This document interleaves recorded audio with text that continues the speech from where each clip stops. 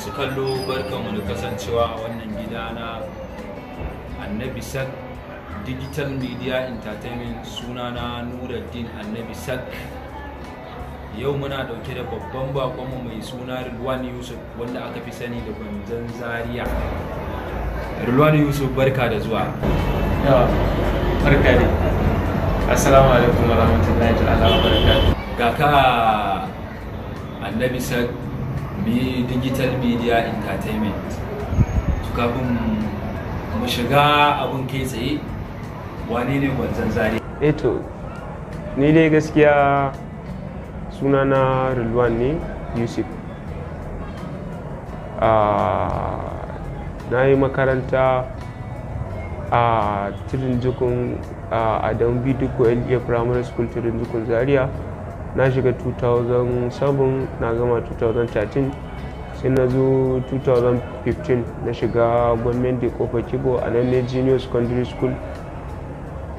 Na gama 19, da na gama 19 na zo na shiga GSS Tirinjikun wacce ake cewa Balbelu.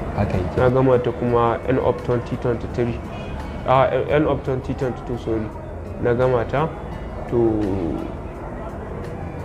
gaskiya ni wannan suna na Gwanja gaskiya ba ni samu kaina ba, kaga Allah. Gaskiya ne. To na ji duk na abin nan, amma akwai wata tambaya da zan maka Gwanja. Ko in na ce Rilwan Yusuf ɗin ko Gwanja, duk dai wanda na ce Gaskiya ne. Ya kake da kai da Malam Hanzari? Malam Hanzari, eto gaskiya kamar yadda duniya ta sani, Malam Hanzari abokin aiki na ne sosai. Dan ba nan manta ba, lokacin ina comedy na zo na sama Malam Hanzari har gida. Na ce mai, to ni gaskiya da Abdullahi na san shi. Na ce, Abdullahi, na ji an ce kana comedy. Sai ya ce, mana baka taba gani ba? Na ce, gaskiya ban taba gani ba. To sai a kulayen su dama na ga an rubuta AA comedians.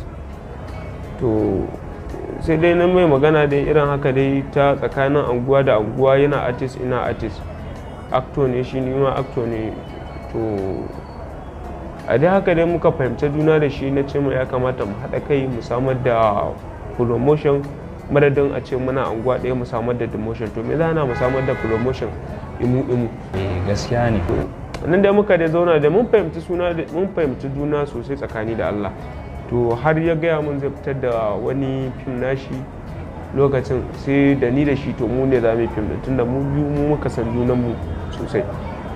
To lokacin da aka ce za a nemo mai rubuta fim, aka ce za a nemo mai rubuta kaza, to dai ka san dai Allah shi ke komi, Malam Nura, kuma Allah shi ke ba da komi a lokacin da ya so. To Allah bai nufa ba gaskiya. To sai yan kwanakin nan dai sai yake ce mun, Gwanja, ya na ce Malam Hanzari, sai ce mun zai fitar da wani fim nashi dan Malam. Sai na ce to Allah ya taimaka. Sai ke dan mun irin bayanin abubuwan da za a sa a fim din kaza. To sai ce mun, Gwanja, za ka sai fom ne? Wai Malam Nura, zan sai fom din fim din ne? Sai na yi dariya. Sai na ce, Malam Hanzari, Ali Nuhu zai sai fom din fim din idan zai yi? Sai ce mun, ban gane ba, kai Gwanja, kai Ali Nuhu ne? Sai na ce, in dai a garin Zaria ne, in Allah ya duniya da Annabi Muhammad sallallahu alaihi wasallam, ni Ali Nuhu ne a Zaria. Sai nan dai gaskiya magana da ji daɗin ta ba, ni ma ban ji daɗin magana da ya zo ya kawo mun bai na cewa zan sai fom ɗin fim ɗin, saboda ina ganin muna tare da shi Malam Nura. Kaga ba zai yi a ce yana actor ba, kuma duk inda yake tunanin ya kai, ni ma ina tunanin na kai. Zai dai ɗaukaka ce da suna na Allah ne, ko ba gaba. Gaskiya ne. To abin da ya kona mu dai, sai muka tafi muka samu matsala. Nan dai muna da cacan baki da ni da shi, wanda dama tsakanin harshe da hakori ana samun matsala. To mun samu matsala gaskiya wacce ba mutane ba su tunanin za a samu ba. To ni in ka ganna haka dai, gane dai wani mara lafiya, amma sojoji suka ganna ba za su kyale ni ba, za su ɗauke ni. To muka dai, na ce mai makadaci ne, ya ce mun ina mai hasada. To ni gaskiya abin da ya kuna mai da kenan a rayuwata, da ya ce ina mai hasada, saboda ni ba mutum bane mai kowa hasada gaskiya. To Gwanja, Gwanja ko ana gwanja to shi abin koyin naka abin kwaikwayo Ado Isa Gwanza kenan. Ado Isa Gwanza ya san da zaman ai kamar yadda na faɗa maka ne, ni ban taɓa ganin shi ba. To gaskiya sai dai inda Gwanza yake ina following ɗin shi don yin abu in bar shi ya faɗi banza. Dan ni gani nake idan Gwanza ya wani abu ban yi following ɗin shi ba kamar na mai asara ne ko ce na maka na. Akwai wata sabuwar waka da ya yi Dubai, ina jin a dai garin Zaria kamar ni na fara posting ɗinta, mai gida zai saka waka Dubai. To daidai waƙawar da cas sai na zo kuma yana ce akwai as, to ba ya as ɗin ba sai aka yi Dubai, amma dai ban sani ba za a as ɗin ba za a as ɗin ba. Ni dai na shiga zuciyata na faɗa za a as, kuma mutane da yawa sun yadda. masu kallo za mu je mu hutun takaitaccen lokaci, fira ta daɗi. Idan muka dawo za mu an tura min wani fim din shi ne ina kallo a wayata, shine abin ya bata min rai da na ga yayi wani shirme. Lalle ma wannan ta cikin wayar na zakulo shi na mai fada. Yanzu muka rabu da shi. Ka mai faɗan dai? Ana mai fada. Ai ni ka san ina ya baci ina iya shiga cikin wayan je inda nake so. Bare mako lokacin da ƴan rufa ya je China ta 7, ai ni na kai. Ina zuwa makale a takalmi na ce to tafi da takalmi. Wai ƴan masu kallo barkanmu da dawowa, za mu dora muku kamar yadda muka bar ku. Malam Gwanza ko in ce Rilwani Yusuf ɗaya. Kamar yadda masoyan Ado Gwanza ko in ce wasu mutane da har da ma malamai mutane da dama ke faɗin cewa Ado Isa Gwanza yana lalata tarbiyya ko kuma waƙoƙin shi da yake yi ba su akan tsari ba akan daidai ba, waƙoƙin shi suna lalata tarbiyya. Kai waɗannan ababuwan me za ka ce game da waɗannan ababuwan? Ai charity begin at home. Kai duba da haka malama daura. Yanzu kama kai ne yanzu ka bayyana kana ba ta tarbiyya.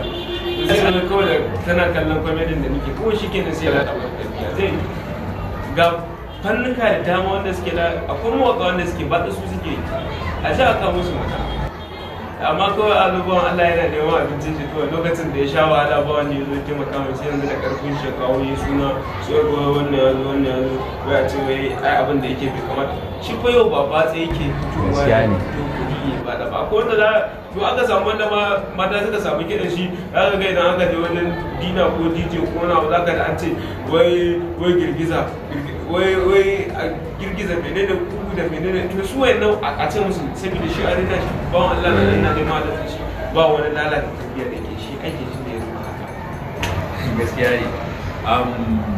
A gurguje wani shawara za ka ba matasa ko in ce masu tasowa a wannan harkar wanda ba su shiga abin zama jamhuriyar shawara za ka ba su? gaskiya dukkanin wani matashi ko ce dattijo wanda yake son harkar artist, ita harkar jarumta gaskiya harka ce ta kuɗi, sai ka cire a cikin ka kayi wanda za ka fara samun sannan duk wanda zai shiga wannan aikin tsarkake zuciyar shi ya yi domin Allah, yi na yi a bari na bari. Akwai daraktoci kala kala, wani daraktan mai faɗa wani daraktan bai da faɗa, ni idan zan ma daraktan wallahi za ka sha faɗa. So gaskiya ku dai tsarkake zuciyar gaskiya. Alhamdulillah,